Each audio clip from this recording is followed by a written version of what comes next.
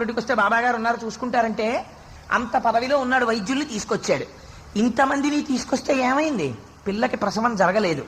సరికదా, వైద్యులు దగ్గరుండగా పరిస్థితి ప్రమాదకరంగా కనపడుతోంది. కనబడితే ఇప్పుడు ఆయనకి బాబాగారు జ్ఞాపకానికి వచ్చాడు.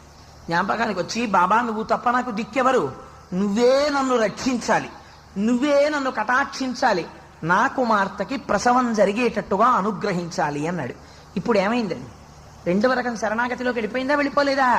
వెళ్ళిపోయింది. మీరు లీల చదివేటప్పుడు జ్ఞాపకం పెట్టుకోవాలి, ఇది ఏ రకమైనటువంటి లీలలోకి వెడుతోంది, దీనివల్ల నేను జీవితంలో నేర్చుకోవలసిన పాఠమేమి, ఉపాసనలో నేను దిద్దుకోవలసినదేమి, అదే శ్రద్ధా సాబూరిలోకి తీసుకుంటూ ఉండాలి మీరు. ఆయన శరణాగతి చేశాడు. ఎలా? గుళ్ళోకి వెళ్ళాడా? అభిషేకం చేశాడా? పూజ చేశాడా? పారాయణ చేశాడా? ఏం చేశాడు చెప్పండి నాకు ఇప్పుడు. ఎవరికైనా తెలుసా శరణ